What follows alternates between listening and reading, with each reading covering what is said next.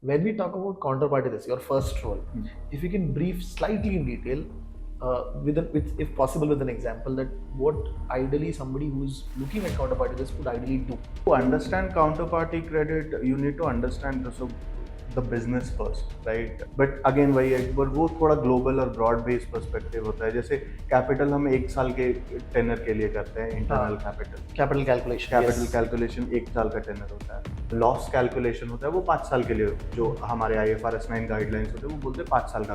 जैसे आपने PFE का रेफरेंस दिया, तो जितने मैंने बायलैटरल ट्रेड्स किए हैं उसमें आज ये स्टेटस है, करंट एक्सपोजर मेरा ये है, लेकिन ट्रेड्स तो 6 साल के हैं, 7 साल के हैं, तो over a period of time कहाँ मुझे क्या क्या मैक्सिमम इम्पैक्ट आ सकता है. तो ये जो स्ट्रेस है वो सिर्फ और सिर्फ क्रेडिट एक्सपोजर पे लगे. बैंकिंग बुक तो मुझे पता है, मैंने 100 मिलियन का लोन दिया है.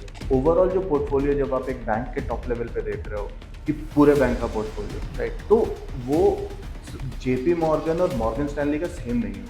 It is difficult. Banks don't really go after those people, even if you are a bachelor's. FRM किया, CFA किया और CQF किया. तो पहले तो FRM CFA आपने साथ में किया था, तो क्या थॉट प्रोसेस था वो करने के पहले?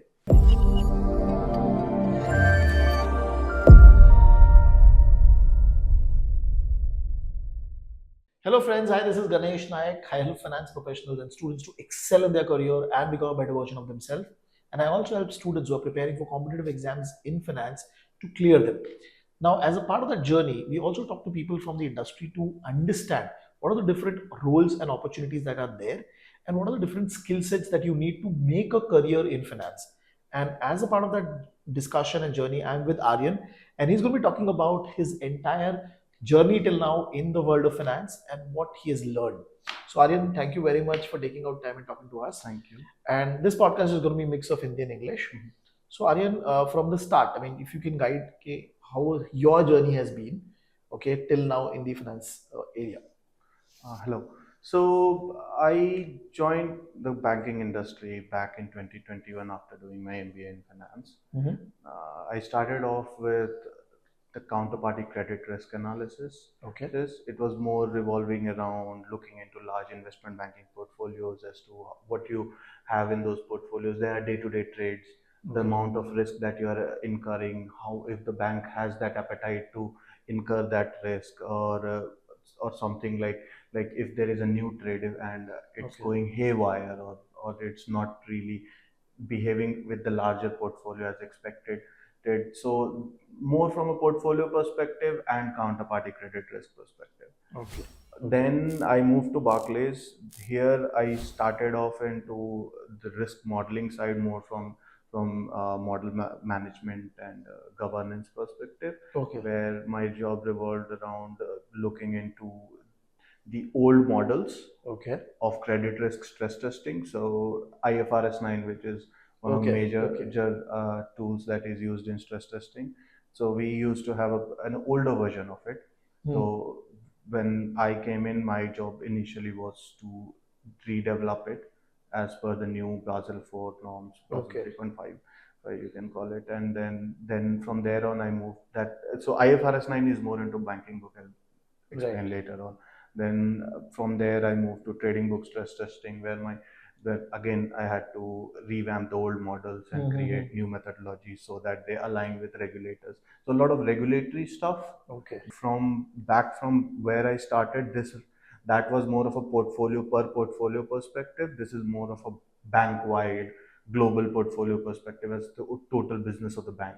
So when you talk about the model validation piece, generally in companies they have a separate model validation team, not specific to credit risk. So you're talking about the separate team, or so the structures in different organizations vary differently. Okay. So where I moved in, there the structure was that they kept an in-house model manager, so that they can look into what is there into the existing system, and then moving on to what the model managers want, create a bridge between them, between what the execution part and what's the feasibility. Because अगर आप ऊपर से जाओगे शुरू करोगे तो ऊपर वाले they will ask you anything.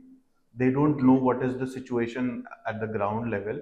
They will only talk in numbers and formulas. But what's feasibility at the ground level is very different from what you have at top of the head level, that you can think about painting into the sky, but when it comes to reality, you have to understand there are limitations here, there are limitations there, and you need to bridge those so that you get an efficient and effective framework, effective tool as well, which kind of accommodates all the requirements. When we talk about counterparty risk, your first role, if you can brief slightly in detail, if possible, with an example, that what ideally somebody who's looking at counterparty risk would ideally do. To understand counterparty credit, you need to understand the business first, right? When you look into a manufacturing firm, you have all the assets as fixed assets. Right. You'll have property, plants, equipments that you can call as an asset. Right. But when you move to banking, the assets are not property, plant, or something tangible that you can hold. What is the asset? It's, I have given you a $10 million loan. Right. That is my asset. Right. So now what if you run away? भाग गए मेरे पैसे लेकर के, बराबर, right? तो मेरा risk यहाँ पे आता है. तो इस वजह से ये जो रिस्क फंक्शन है, that is predominantly centered in banks. You won't see in FMCG that much. Right. तो that becomes the risk part. Now within risk आपके पास multiple bifurcations होते हैं. Then you have the market risk. So suppose I've given you a $10 million loan, right? Now tomorrow Indian rupees versus I took the money in Indian rupees. Yes. Rupees में उठा करके dollar में loan दे दिया. बराबर. अब कल dollar का exchange rate change होने वाला है. तो कल पॉसिबली आपको जो मैंने 10 मिलियन दिया था उसकी वैल्यू 11 मिलियन हो गई सपोज. ओके. राइट. ओके. तो एक एक्स्ट्रा मिलियन आ गया हमारे पास जो मेरा लायबिलिटी हो जाएगा, क्योंकि आप जब मुझे पैसे दोगे आप तो 10 ही दोगे ना. बराबर. मेरा लायबिलिटी तो 11 बन गया. बराबर. That is a market risk. तो उसको हेज करके चलते हो. तो वो एक मार्केट रिस्क का पोर्शन हो जाता है. दूसरा हो जाता है क्रेडिट रिस्क. क्रेडिट रिस्क जहां पर आता है वहां पे है कि अब आपने 10 लिए भाग गए, टाटा बाय बाय, मेरा फोन नहीं उठा रहे हो, व्हाट कैन आई डू. तो वो पूरे 10 मिलियन डूब गए. राइट. तो ये क्रेडिट रिस्क का पोर्शन आता है. तो इस पोर्शन में आप जब ट्रिकल डाउन करते हो तो आपके अलग अलग बाइफर्केशंस आते हैं. आप बहुत बार सुनोगे credit risk and counter party credit risk. तो दोनों अलग है तो सेम सबसेट के अंदर, but it's very different. Credit risk is you defaulting. बराबर. Because I gave you a loan. बराबर. Counterparty credit is that you and I are trading. So जैसे हम मार्केट में निफ्टी के ऊपर ट्रेड करने जा रहे हैं. हाँ. बायलैटरल ट्रेड हो गया. Bilateral trade. तो बायलैटरल ट्रेड का एक ये होता है, निफ्टी का एक एक्सपायरी होता है. सेम वे बायलैटरल ट्रेड में एक एक्सपायरी होगा कि हम 5 साल का ट्रेड कर रहे हैं. अब 2 साल में आप बैंकरप्ट हो गए. राइट. और हमारे पास पोजीशन है. तो काउंटर पार्टी क्रेडिट क्या होता है ना, काउंटर पार्टी क्रेडिट एक जो आप जब पढ़ा CFA और FRM के कोर्सेज करो, OTC मार्केट में आप ट्रेड कर रहे हो बायलैटरली, तो वो बहुत छोटा सा कंसेप्ट होता है वार और PFE का. हाँ. तो पोटेंशियल फ्यूचर एक्सपोजर. तो वार लेफ्ट टेल टेस्ट है जो आपको बताता है that what you are going to lose. Right. PFE is a right tail test which gives you an understanding of how much you are going to gain, which you may not be able to recover. Right, which will become your counterparty credit risk. Right. So within credit you have a counterparty credit risk which looks into day-to-day market, which was initially my first job. Day-to-day looking into portfolios, how much risk that I have in a particular portfolio, what's the position in the particular portfolio, if I need a hedge, if the old hedge is expiring, how efficiently I can hedge again without incurring cost. Then comes the capital part, where of course you have to, which is kind of aligned with liquidity risk, because आप FRM में पढ़ने जाओगे तो जो 4 major आते हैं, liquidity, market, credit and operational. So हर एक bank के पास अब एक particular capital buffer होना जरूरी है, so that in case of certain risk events you at least are able to pay off your liabilities in the consideration. Like FRM में you will have the पुराने LTCM के case studies. Silicon Valley is also primarily liquidity risk की सब लोग face करते हैं. Yes, तो liquidity risk, तो उसको कैप्चर करने के लिए आपके पास एक पर्टिकुलर कैपिटल बफर होना चाहिए. तो वो कैपिटल कैलकुलेशन का एक सेपरेट टीम होता है credit for the credit perspective only. हाँ, राइट. लेकिन आप जब टीम देखते हो, so it is the counter party risk का team within the credit risk team. Yes. ये हम बात करें credit risk middle office. Yes, correct. बराबर. उसमें काउंटर पार्टी फिर क्या होता है, कंट्री रिस्क भी मैंने सुना हुआ है. Country risk again another wing, जहां पे आप एक पर्टिकुलर रिस्क को एसोसिएट करते हो विद रिस्पेक्ट टू उस कंट्री में, जिस कंट्री में आप बिजनेस कर रहे हो. Okay. जितने मेरे ट्रेड जोन है, जितने मेरे काउंटर पार्टीज वहां पे जो अब आप जा करके अर्जेंटीना में बैठे हुए हो, जिम्बाब्वे में बैठे हुए हो, ओके आपके पूरे एसेट्स जिम्बाब्वे में हैं, हमने जो ट्रेड बुक किया है वो ट्रेड हमारे सपोज उस कंपनी के जिम्बाब्वे ऑफिस में बैठे हुए हैं, ओके तो जिम्बाब्वे की इकोनॉमी अगर बर्बाद होती है तो फिर हमारा उस पर्टिकुलर पोर्टफोलियो पे इम्पैक्ट आएगा, बिकॉज वहाँ पे एक्सचेंज रेट्स होंगे, राइट डिवैल्यूएशंस होंगे, इन्फ्लेशन एग्जिस्ट करेगा, तो उससे भी हमें लॉसेस होंगे। तो कंट्री रिस्क उसको देखता है। अभी एक और बड़ा साइड आ रहा है क्लाइमेट रिस्क का, हाँ which is more of a long term horizon you would say, बराबर बट अगेन वही है, but वो थोड़ा ग्लोबल और ब्रॉड बेस्ड पर्सपेक्टिव होता है। जैसे कैपिटल हम एक साल के टेनर के लिए करते हैं, इंटरनल हाँ capital, capital calculation capital yes calculation एक साल का टेनर होता है। ब्रॉड जो लॉस कैलकुलेशन होता है वो 5 साल के लिए, जो हमारे IFRS 9 गाइडलाइंस होते हैं वो बोलते हैं 5 साल का करो, 5 साल के प्रोजेक्शंस करो। बट जब क्लाइमेट पे आते हो तो वो होता है 20-30 कि years 20-30 ईयर्स, तो वो एक साल जो है वो टेनर्स 5 ही रहेंगे, बट एक टेनर का जो पीरियड होगा वो एक साल के जगह पे 5-5 साल के बकेट्स होंगे। तो सपोज समझा 25 साल के लिए, 30 साल के लिए हम कैलकुलेट कर रहे हैं। तो ओके उस हर तरीके से जो पूरा क्रेडिट का सिस्टम है वो फ्लो करता है। सो ये सारा का सारा प्रोसेसेस है, और इन सब में सारे लोग बैठे हुए हैं एग्जीक्यूट करने के लिए। बट ऐसा नहीं होता है कि यहाँ पे जो वैल्यूएशंस या फिर कैलकुलेशंस हो रहे हैं वो हम अपने BA2+ खोल के कर रहे हैं तो तो उसके लिए आपके पास टूल्स होने चाहिए। तो वो टूल्स बनाने के लिए एक क्वांट की टीम बैठती है, ओके जो ये इंटरनली ही क्रेडिट रिस्क के अंदर इंटरनली ही team क्रेडिट है। के अंदर ही एक ओके क्वांट की टीम होती है, जो कि वैल्यूएशंस, वही क्वांट की टीम आपके फ्रंट एंड में जो ट्रेड कर रहे हैं, आपके credit risk managers trade approve कर रहे हैं या फिर ट्रेडर्स ट्रेड अप्रूव कर रहे हैं, तो वो वहां से ट्रिकल डाउन करते हुए कि ट्रेडर्स के लिए एक टूल है जहाँ पे आपका इंस्टेंट वैल्यूएशंस आ रहा है कि आपका एक फिक्स्ड इनकम स्वैप है, तो आपने बस पैरामीटर्स डाला और आपको बराबर बराबर वैल्यूएशंस आ गए। फिर आप नीचे आ रहे हो कि आपका काउंटर पार्टी क्रेडिट रिस्क कितना है, तो PFE का जो सिमुलेशन करना है, EEP, राइट ओके वो सारा का सारा हमारा जो कैलकुलेशंस है वो एक टूल बनाने के लिए है। तो वो ओके टूल से हमारे एक आगे एक इसमें पॉइंट, जैसे आपने पीएफई का रेफरेंस दिया, तो जितने मैंने बायलैटरल ट्रेड्स किए हैं हम्म, उसमें आज ये स्टेटस है, करंट एक्सपोजर मेरा ये है, हम्म, लेकिन ट्रेड्स तो 6 साल के हैं, 7 साल के हैं, तो over a period of time कहाँ कहाँ मुझे क्या क्या मैक्सिमम इम्पैक्ट आ सकता है, हाँ तो और वो मॉडलिंग करके आप कैपिटल निकाल करेक्ट रहे हो। Okay correct. तो ओके तो करंट एक्सपोजर तो वो हो गया जो कि हम आज के दिन का पर्टिकुलर, बट ओवरऑल जो हमारा पोर्टफोलियो का एक्सपोजर है वो हमारा लॉन्ग टर्म टर्म पर्सपेक्टिव होता है कि हमारा सबसे ज्यादा पीक PFE कहाँ पर है। उस टनल बकेट पे तो हम हमेशा PFE को ही पीक PFE को ही कंसिडर करते हैं in okay terms of risk management perspective, समझा कि अब आप PFE आप हर रोज चेक कर रहे हैं कि आपका आज का PFE कहाँ है, तो आपका एक करंट एक्सपोजर तो डेली मूव हो रहा है, राइट, आपका पीक PFE भी मूव होगा, आपके क्योंकि बकेट्स हो गए, इन्फॉर्मेशन नहीं आ रहा है तो आपका करेक्ट, नया अपडेट हो रहा है। तो ओके वो अपडेट होता रहता और अपार्ट फ्रॉम दैट जनरली तो पीडी के लिए भी अलग मॉडल्स रन है। होते हैं, करेक्ट करेक्ट फिर एलजीडी के लिए अलग मॉडल्स रन करेक्ट होता है, वो भी आपकी कौन टीम आपको बना के देती है। Correct correct. तो ये PD और LGD के इंटरनल मॉडल्स भी होते हैं, कुछ रेगुलेटरी वाले मॉडल्स भी होते हैं, स्टैंडर्डाइज्ड IRB, हाँ राइट, बेसल वाले बाजल वाले वो रिकमेंडेड हैं।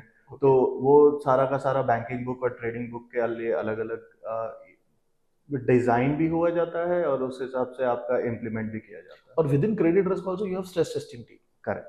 वो क्या करती है? तो credit stress testing team basically उनका काम ये होता है कि आपका जो ट्रेडिंग बुक है उस पे आप चेक कर रहे हो कि एक particular given period of time में ओके आपका रिस्क कितना मूव हो सकता है। ओके आपने एक पर्टिकुलर सिनेरियो दिया कि Indian economy is going down by 50%, US economy going down by 50%, Europe going down by 25%, Nifty going down by 20%, आपका S&P 500 moving down by 10%। तो आपके तो ट्रेड्स हैं इन पर्टिकुलर एग्जीक्यूशन पॉइंट्स पे, ये सारे क्लियरिंग हाउसेस, आपके क्लियरिंग हाउसेस होंगे, आपके निफ्टी जैसे स्टॉक एक्सचेंज होंगे, वहां आपने जो भी ट्रेड हो किया होगा वो क्लियर तो इन्हीं पोजीशन पे होगा ना। बराबर। तो अगर आपका बेंचमार्क मूव हो रहा है तो उससे आपके पोर्टफोलियो पे क्या रेफरेंस जो है आपका वो मूव हो रहा है। Yes correct. उसके बाद फिर आपके इंटरेस्ट रेट्स जो आपके पूरे के पूरे इंटरेस्ट रेट कर्व्स को डिटरमाइन करते हैं, जो सबसे बड़ा फैक्टर है। करेक्ट। करेंसी एक्सचेंज, आपका करेंसी एक्सचेंज के वैल्यूएशंस डीवैल्यू हो रहे हैं, तो इन सब में आपका ओवरऑल क्रेडिट रिस्क पे क्या इम्पैक्ट आएगा? इससे तो ये जो स्ट्रेस है वो सिर्फ और सिर्फ क्रेडिट एक्सपोजर पे लगेगा। ओके समझा। तो पहले कल मेरा एक्सपोजर से 100 बिलियन का था क्रेडिट एक्सपोजर, आज मैंने अपने पोर्टफोलियो को स्ट्रेस किया कि अगले 1 साल के होराइजन में ऐसे ऐसे सिनेरियोज हैं सच एंड सच, उससे मेरा क्रेडिट एक्सपोजर किस जगह पे जाएगा। तो से मेरा 100 बिलियन का एक्सपोजर 120 बिलियन हो गया, राइट। तो 120 बिलियन में जो 20 बिलियन एक्स्ट्रा एक्सपोजर आ रहा है, तो now regulators will come in and बोलेंगे कि भाई तुम जो ये 20 बिलियन एक्स्ट्रा आ रहा है उसको कवर करने के लिए तुम्हारे पास पैसे हैं। तो फिर Okay. हमारा वो टीयर 1 टीयर 2 कैपिटल आ जाता है, वहां पे हम चेक करते हैं दैट ये Okay. जो 20 बिलियन है वो हमारे टीयर 1 कैपिटल से कवर हो रहा है समझे। या टीयर 2 समझे। कैपिटल का जरूरत पड़ रहा है, एंड सो फोर्थ। तो ये स्ट्रेस टेस्टिंग के रिजल्ट आपके सीकार रिपोर्टिंग में भी जा रहे हैं। सी का तो इनपुट आ जाता है ना, हाँ राइट, उन्होंने जो सिनेरियोज बना के सिनेरियो दिया है सी कि का बेस सिनेरियोज यस, होगी वो उनकी, उनके सिनेरियोज बट होते हैं। इंटरनली आप अपने खुद के भी सिनेरियोज बनाओगे correct depending upon what is the portfolio आपको करेक्ट। लगा। सो एक होता है रेगुलेटरी स्ट्रेस टेस्टिंग जो कि रेगुलेटर्स ने हमें बोल दिया, तो Right. वो अभी हमारा कंसेप्ट आ जाता है इकोनॉमिक कैपिटल और Reg capital, हाँ। Regulatory capital. तो इकोनॉमिक जो सीकार सिनेरियोज है वो हमने में रेगुलेटर्स ने दिया, वो रेगुलेटर्स ने हमें जब दिया तो फिर उससे एक रेगुलेटरी कैपिटल आया, एक इकोनॉमिक कैपिटल की मैनेजमेंट खुद एक एस्टिमेट कर रहा है कि हमें कितना कैपिटल रखना चाहिए। बराबर। तो उसके लिए हम इंटरनली अपने सिनेरियोज बनाएंगे, कुछ कुछ हम लेवरेज भी करते हैं सीकार के सिनेरियोज से, रेगुलेटरी सिनेरियोज से, मतलब रेफरेंसेस ले लिया, रेफरेंस ले लिया, थोड़ा और बढ़ा दिया उसको, थोड़ा बढ़ा दिया, कम कर हाँ। दिया अकॉर्डिंगली हमारा, बिकॉज ओवरऑल जो पोर्टफोलियो जब आप एक बैंक के टॉप लेवल पे देख रहे हो कि पूरे बैंक का पोर्टफोलियो, राइट, तो वो जेपी मॉर्गन और मॉर्गन स्टैनली का सेम नहीं होगा, करेक्ट, एक्सिस बैंक एसबीआई का भी सेम नहीं होगा। तो वहां पे इंटरनल कैपिटल का आ जाता है कि मैनेजमेंट बोल रहा है भाई जेपी मॉर्गन के पोर्टफोलियो में इंटरनल कोरिलेशन से 20% है, बट हमारे मॉर्गन स्टैनली बोल रहे हैं हमारे वाले पोर्टफोलियो में इंटरनल कोरिलेशन 17% है, तो हमारा 17% के हिसाब से सिनेरियोस बना, ओके 20% हमारे लिए ज्यादा कंजर्वेटिव हो जाएगा, राइट। तो we can't go in the same boat. यहाँ पे जो हम लोग प्राइमरली क्रेडिट रिस्क देख रहे हैं, this is only for the investment banking business where the trades are happening, not the retail side, क्योंकि बैंक्स के रिटेल साइड भी होते हैं ना, आम होते हैं, वो अलग टीम देख रही होगी। रिटेल बिजनेस बहुत अलग वर्क करता है, रिटेल बिजनेस में आपका loan loss rate, retail business is more like loans, तो वो बैंकिंग बुक का पोर्शन हो जाता है कि आप किसी को लाइन ऑफ क्रेडिट दे रहे हो, आपने किसी को लोन दे रखा है, तो उसमें आपका loan loss rate, default rate, तो उसमें प्रोजेक्शंस होते हैं, वो ज्यादातर आपका रेगुलेटरी कैपिटल, एक्सपेक्टेड लॉस और अनएक्सपेक्टेड लॉस का सिचुएशन हो जाता है कि वहां पे आप एक तरह से एक्सपेक्टेड लॉस सिनेरियोस जनरेट कर रहे हैं। इधर ट्रेडिंग बुक में हम आप हमेशा एक्सपेक्टेड लॉस पे उतना ज्यादा फोकस नहीं करते हैं, बिकॉज ट्रेडिंग बुक बहुत वॉलेटाइल होता है। बैंकिंग बुक तो मुझे पता है मैंने 100 मिलियन का लोन दिया, राइट, पर इसमें ट्रेडिंग बुक में आपका कोलैटरल की भी मैनेजमेंट की एक टीम होती है क्रेडिट रिस्क के अंदर ही। करेक्ट, कोलैटरल मैनेजमेंट, उसका अग्रीमेंट सेटअप, इस्डा अग्रीमेंट्स बनाना, उसको नेगोशिएट करना, नेगोशिएशंस के लिए अलग एक टीम होती है जो बैठ करके इस्डा नेगोशिएशंस करती है, कोलैटरल कॉल्स के लिए अलग टीम होती है, वो एलोकेट करती हैं। तो एक पर्टिकुलर पोर्टफोलियो सिर्फ एक लाइन ऑफ बिजनेस नहीं करता है, बिकॉज जब आप जाओगे तो ब्रॉडर पर्सपेक्टिव हो जाती है कि आपका लाइन ऑफ बिजनेसेस चेंज हो जाते हैं बेस्ड ऑन प्रोडक्ट्स। अगर आप डेरिवेटिव्स में डील कर रहे हो तो डेरिवेटिव्स के अंदर में आप एक्सचेंज ट्रेडेड डेरिवेटिव्स कर रहे हो या फिर ओवर द काउंटर डेरिवेटिव्स कर रहे हो बायलैटरल, तो एक्सचेंज ट्रेडेड एक अलग लाइन ऑफ सिस्टम होगा, इसके लिए अलग टीम बैठ जाएगी, कि ओवर द काउंटर के लिए अलग टीम सिमिलरली आप सिक्योरिटाइज फाइनेंसिंग कर रहे हो तो उसके लिए एक अलग टीम, रेपोज कर रहे हो उसके लिए एक अलग हो जाएगा, अलग टीम, तो वो हर एक टीम सेपरेटली मैनेज करती है और फिर ये सारा कुछ क्लब हो करके ओवरऑल टोटल हमारा ट्रेडिंग बुक बनता है। ओके, सो आर्यन, अगर किसी को क्रेडिट रिस्क के अंदर जाना है तो क्या प्राइमरी स्किल सेट उनको आना चाहिए आपके हिसाब से? सो क्रेडिट में अगर मैं किसी इंसान का इनिशियल लेवल पे इंटरव्यूज ले रहा हूँ तो मेरे लिए कंसिडर, तो first thing that I look into is उसका प्रोडक्ट नॉलेज कैसा है, बराबर, राइट, ओके, उसको डेरिवेटिव्स कैसा आता है, उसके डेरिवेटिव्स में if he has an understanding कि when to write a call and when to buy a put, okay, right, समझा, it's a very difficult understanding, सबको लगता है सेम है, और सबको लगता है कि यार कॉल क्यों सेल करना है पुट, बिकॉज क्या है कि you are looking into a broader portfolio, I am just focusing on trading book for now, because loans वाला पोर्टफोलियो बहुत अलग तरीके से डील होता है, तो let's just stick to markets side portfolio. तो ट्रेडिंग बुक वाला पोर्टफोलियो में that there are things that are happening in the portfolio on a day to day basis, right, किसी ट्रेडर ने उस पोर्टफोलियो में कॉल सेल कर दिया है, किसी ट्रेडर ने प्रोटेक्टेड पुट बाय करके रखा है, तो you need to have an understanding कि ये जो हुआ है उससे मेरे पोर्टफोलियो पे क्या इम्पैक्ट आने वाला है, राइट, अगर मुझे समझ में आता है कि हाँ ठीक है इसने कॉल सेल किया है तो मेरा पोर्टफोलियो का एक्सपोजर मूव नहीं होगा, और इसने पुट बाय किया है, तो उसका उसका जो जो ऑफसेटिंग है उसके वजह से मेरा पोर्टफोलियो का एक्सपोजर से इंक्रीज करना चाहिए या डिक्रीज करना चाहिए। समझा अब समझा। सुबह को मैं देख रहा हूँ कि ये वैसा नहीं हो रहा, तो फिर मेरे पास वो मुझे अगर वो अंडरस्टैंडिंग नहीं है तो मैं सामने वाले को सवाल नहीं कर पाऊंगा कि तुमने जो ये किया था उससे जो होना चाहिए था वो नहीं हो रहा। Because okay end of the day हमारा जो भी काम किस क्रेडिट में बेसिकली क्रेडिट में जो भी काम होता है ना, is more around raising questions. Because okay. Credit में जब आप काम कर रहे हो तो आप एक बैंक का पूरा पोर्टफोलियो उठा रहे हैं, और उससे अगर आपके लॉसेस आप अगर थोड़ा सा भी ऊपर नीचे हो जाते हो तो आपका बैंक को लॉस हो सकता है। Okay. Like Archegos case, पूरी क्रेडिट स्विस डूब हाँ गई। हाँ हाँ। राइट राइट एक छोटा सा केस जिसमें एक पूरे बैंक को डुबा दिया। राइट। तो the whole point of credit team is to raise questions. Okay. और सीवीए की भी अलग से डेस्क होती है हाँ, क्रेडिट में। करेक्ट। तो सीवीए मोर अराउंड मार्केट साइड हो जाता है, क्योंकि वो वैल्यूएशंस में इम्पैक्ट करता है। राइट। तो सीवीए डेस्क ज्यादातर एक्सवीए डेस्क पूरा का पूरा जो है वो हाँ। मार्केट साइड बैठता है, क्रेडिट साइड कम बैठता है। ऑल्दो वो होता ओके। है, बोलते क्रेडिट क्रेडिट वैल्यूएशन, वैल्यू हाँ मतलब एक्सवीए में एक वन कंपोनेंट इज क्रेडिट वाला पार्ट, क्रेडिट राइट? वाला, you have capital also, funding, बहुत कुछ है बहुत हाँ। सारा। ओके। नाउ आपने एफआरएम किया, सीएफए किया हम्म, और सीक्यूएफ किया। हम्म। तो पहले तो एफआरएम सीएफए आपने साथ में किया था, तो हम्म। क्या थॉट प्रोसेस था वो करने के पहले? अब मुझे ऑनेस्टली फाइनेंस में इंटरेस्ट आ गया था, टू बी ऑनेस्ट। ओके। मैंने पहले सीएफए लेवल 1 दिया था, मैं एमबीए के लिए जा रहा था, और it was more of a thought of decision because I come a very diverse background. So I did my +2 in science, I did my bachelor's in literature, then I okay. then I moved to MBA in finance. So when I was, because technically it's India, literature graduate को नौकरी नहीं मिलने वाली है, और अगर आपके पास नौकरी नहीं है then you are no one, so you need to think about the jobs aspect as well.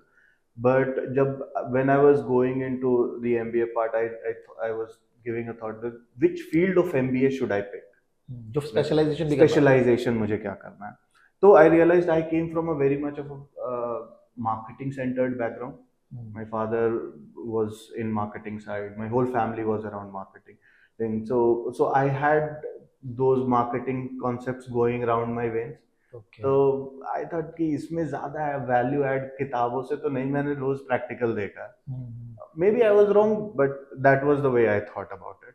Then I thought that what to do to get into something and also keep adding value across my career. Okay. So even before I started my MBA, I got to know about CFA. That was how I discovered that CFA is a course where they teach finance. And once I started studying for CFA, I realized कि this is interesting.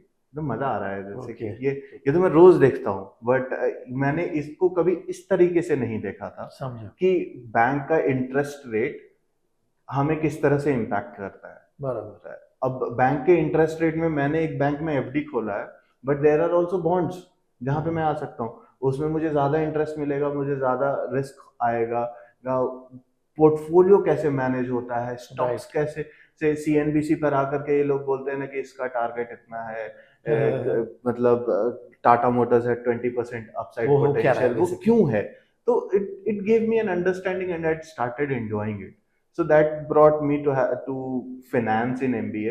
So after doing my CFA level, completing it, clearing it, first attempt में ही हो गया था. Then I moved. FRM भी दे देते, FRM भी दे देते, but COVID happened and it kept on delaying and getting postponed, and eventually I had a year lag. But the whole thought process was to upgrade on the go. So I ensured कि even while I was doing my MBA, I sat for an exam every 6 months, क्योंकि वो feasible है, हर exam 6 महीने में होता है, और एक लेवल के लिए आप अगर अच्छे से पढ़ते हो तो 6 महीने इज द एम्पल टाइम, आपको 6 महीने से ज्यादा नहीं लगना चाहिए, बिकॉज वो, क्योंकि once you start those courses you will understand कि फिक्स्ड इनकम और डेरिवेटिव्स में बहुत ज्यादा फर्क नहीं है। आपका फंडा कनेक्ट करने आ गया तो आप इक्विटीज में भी आप डिस्काउंट कर रहे हो, फिक्स्ड इनकम में भी आप डिस्काउंट कर रहे हो, डेरिवेटिव्स में भी आप डिस्काउंट कर रहे हो। आप एक सबसे बड़ा फैक्टर इज इंटरेस्ट रेट। आपने उस इंटरेस्ट रेट पर कमांड कर लिया तो आपको पता होना चाहिए आप हर चीज को डिस्काउंट ही करने वाले हो। अब ये है कि आप किस पॉइंट पे ले जाकर डिस्काउंट कर रहे हो, किस तरीके से डिस्काउंट कर रहे हो, किस किस पॉइंट पे डिस्काउंट कर रहे हो, Right. because it's all about discounting those things to your current state, present Right. value. Right. Everything is present value. That's the base how you Exactly. calculate the value in finance. Exactly. Right. So But आपने फिर जैसे अभी आपने FRM CFA दोनों complete किया, फिर CQF क्यों किया? What was the thought process? So my manager asked me the same question actually.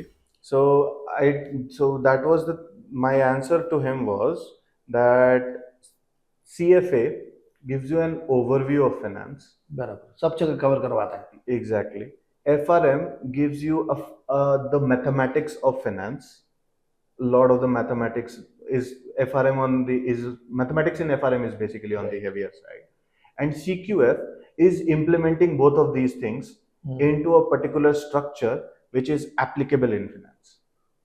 Right. Okay. So it's like कि आप सब्जी बनाने जा रहे हो, आपने कांदा मंगवा लिया, फिर अब उस काट लिया, अब सब्जी तो बनानी है ना.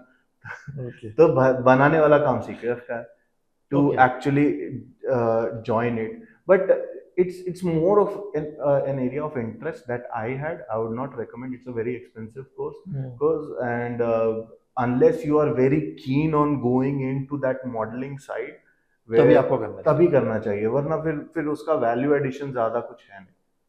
Correct correct.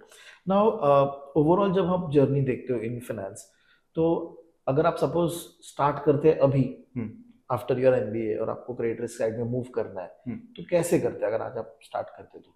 But if someone has to start in it, I believe he should start with the credit review part, credit research. Once you start with credit research, you stay connected to the other side, accounting side of finance. कैसे करेंगे credit research? Credit research, balance sheet आपका, आप किसी company का analysis कर रहे हो और इन टर्म्स ऑफ उनकी क्रेडिट क्वालिटी क्या है, उसके बॉन्ड में इन्वेस्ट करना है या नहीं है. तो it's more like equity research but from a credit point of view, जैसे एक रेटिंग एजेंसी सोचती हो. Correct, rating agency. तो that gives you an attachment towards the investment side as well, the finance side, the accounting side. Then you move into the risk management side. तो जैसे आपने बताया ना कि रेटिंग एजेंसी, तो हम लोग रेटिंग एजेंसी के जो रिपोर्ट्स आते होंगे फॉर अ पर्टिकुलर कंपनी, वो पढ़ के भी आप एक बेसिक फ्लेवर ले सकते हो इसका. हाँ, फ्लेवर ले सकते हो, बट वही है कि आई फील कि learning on the go gives you the best level of understanding and enhances your gray cells in a way that you can't really do from hearsay. अब किसी ने रिसर्च कर रखा है, उसने बोल दिया बैंक की लिक्विडिटी पोजीशन कहाँ कैसी है, और आपने उसको कैलकुलेट ही नहीं किया. समझे? You have to go back and connect. You have to go back. You have to look at those liquidity profiles. You have to see कि उस बैंक की लिक्विडिटी पोजीशंस कैसी है, उसके कैश फ्लोज कैसे हैं. करेक्ट है. तो तब आपको समझ में आएगा कि हाँ ठीक है, ये जो लिखा है इसने, इट्स मेकिंग सेंस. बिकॉज एक बैंक में, if you are just a banking business, so there are majorly two roles. One is finance, which is the business side, and one is risk. Right. So if you sit in the credit research part, you are basically a little bit of both sides. So that gives you a flavor to actually judge which path you want to take. Okay. Now, if you choose to go to the credit side, then you go, so from here you can leverage into the sanctioning side, where you can sanction. वो risk management part हो गया. Risk management है कि आप limit set करना, कितना sanction करना है, ये पर्टिकुलर फंड को कितना मतलब लिमिट दे सकते हैं, कितना एक्सपोजर इसके साथ रख सकते हैं. राइट. उसमें आपका ये पीएफई वार ये सारा कुछ इंक्लूड हो जाएगा, बिकॉज आप डे टू डे उस लिमिट को मॉनिटर भी कर रहे होगे, और दूसरा आप उस पर्टिकुलर क्लाइंट के प्रोफाइल को भी एनालाइज कर रहे होगे. So that gives you a flavor. Still you are connected with, you are in risk, you are a little bit connected with the business side, and you keep yourself open for future opportunities. I can switch on the right and on the left. Okay. So that keeps you dynamic, that keeps you updated, and that keeps you also in demand in the market. Okay. इसको ये भी आता है. Okay. तो देर उसके बाद फिर अगर आपको लगता है कि हाँ अभी भी मुझे रिस्क में ही रहना, राइट, तो फिर you need to decide how quantitative you want to go. Okay. Right. Like I chose the quantitative part, the extreme. तभी FRM आया, CQF CQF आया. हाँ, आई चोज द क्वांटिटेटिव है कि भाई यहाँ से अब मुझे और क्वांटिटेटिव जाना है, तो मैं मॉडल्स में घुसा। मैं क्वांट्स के साथ बैठ करके डिस्कशन कर रहा हूँ, and then my discussion revolves around these formulas, complex formulas, reading reports that someone has published around certain formulas that needs to be developed, and then applying those into the system so that you can create something. Right. So from saving the bank, my intention was to move towards creating something which can add value. Right. So more of a progressive side of things. So that was the path that I chose. But if I have to recommend myself, I would say keep those paths open, so that from here on as well, if you want to go anywhere else, you should not close your doors once you cross them. Okay. Interesting. Now final question, अगर आप किसी audience को कुछ advice देना चाहोगे अपने experience में, how to make a career in finance? So in India's infrastructure, if you are a bachelor and if you're not an engineer, you don't really get an opportunity. Being very practical, you don't get an opportunity anywhere. Well, engineers do get something here and there. Most of the banks out here hire an MBA. Right. बहुत जगह पे scale बन चुका है कि MBA तो चाहिए. Exactly. So even if not an MBA, a master's is mandatory unless बहुत जगह पे है. exactly. Most of these roles come in as high end. And you need to have at least a master's degree. Like most of the firms go to Delhi School of Economics, hire those master's graduates into their quants team. Our quants team hire a lot of people from DSE. लेकिन अगर हम entry level roles की बात करें, basic भी at least into the risk side, be it market risk, credit risk, तो एक bachelor plus CFA या FRM can at least get them into the role? Yes, they can, but it is difficult. Being very practical, it is difficult. Okay. Banks don't really go after those people, even if you are a bachelor. So I don't really, because why these professional courses are created is not for someone sitting at home to do just the course. हाँ, ये बात को तो मैं भी agree करता हूँ. Yes. These job छोड़ के आप सिर्फ कर रहे हो तो प्रैक्टिकली आपको पता होना चाहिए. Exactly. So these courses are when you keep on applying them. I agree, ये बहुत ज़्यादा वैल्यू ऐड करता है, आपका नॉलेज ग्रो करता है, बट इवेंचुअली बैचलर्स डिग्री पे कंपनीज हायर कम करती हैं, even at the lowest level कम करती हैं, क्योंकि मार्केट में बहुत MBAs ऑलरेडी है. एग्जैक्टली. मार्केट में आपसे बेहतर MBA का crop even from a very mediocre institute available है, तो कंपनीज उसके पास जाती हैं, क्योंकि वो कैंपस है, उनके पास एक लॉन्ग टर्म ट्रैक रिकॉर्ड है कि एक बंदा 12 साल एजुकेशन फिर. इसमें मेरा एक पॉइंट है, जैसे क्या होता है ना कि अगर हम प्रीमियम इंस्टीट्यूट्स को हटा दें MBA के, जो टियर 2 टियर 3 इंस्टीट्यूट्स है, अगर आप एक बैचलर हो हु इज स्मार्ट, आपका कम्युनिकेशन बहुत तगड़ा है, और आपने सपोज ये कोई सर्टिफिकेशन किया, तो आप उन सबको बीट करके निकल सकते हो. करेक्ट. क्योंकि मेजॉरिटी जो बैचलर्स आते हैं वो पॉलिश्ड ही नहीं है. करेक्ट. उनको ये नहीं पता है कि how to talk to a manager, how to behave in a team. Most importantly English जिस तरीके से बोलनी चाहिए. जो ग्लोबल बैंक बॉम्बे में बैठा है, वो हायर करते वक्त जो एक्सपेक्टेशन ले रहा है वो नहीं है. तो आई थिंक सो वो अगर थोड़ा सॉर्ट आउट हो जाता है तो at least they will be able to compete. तो वो प्रेजेंटेशन MBA क्या सिखाता है? Ultimately yes, presentation. यस. आपको बस MBA gives you two things. One, the art to sell, and two, a network. I mean, so I think so ये last conversation बहुत interesting होगा ऑडियंस के लिए. और again thank you Aryan for taking out time, because ये जो conversations हैं जो हम आज के डेट में, जो मुझे लगता है कि ना, जो कॉलेज से बच्चे आ रहे हैं, न्यू पब्लिक है जो शायद फाइनेंस के ऑपरेशन साइड में बैठी है और उनको अंदर आना है, बहुत सारे बैंकर्स हैं उनको अंदर आने टू कोर रोल्स, उनके पास कोई गाइडिंग फिगर ही नहीं है. उनको पता ही नहीं क्या करना. और बहुत लोग बॉम्बे के बाहर बैठे जिनको इसको, अगर आप बॉम्बे में एटलीस्ट तो आपको पता है कि ये बैंक में कोई फ्रेंड का फ्रेंड तो होगा ही, तो बात कर सकते हो. लेकिन जो बाहर बैठा उसको तो कुछ है ही नहीं. तो what we are trying to do with these podcast कि एटलीस्ट उनको एक आइडिया लगे, किसी से कनेक्ट कर पाए या डिस्कशन तो सुन पाए. तो ये I think so that problem will be sorted. So again Aryan, thank you very much. Thank you, thanks for having me here. बहुत अच्छा कन्वर्सेशन था, बहुत मजा आया.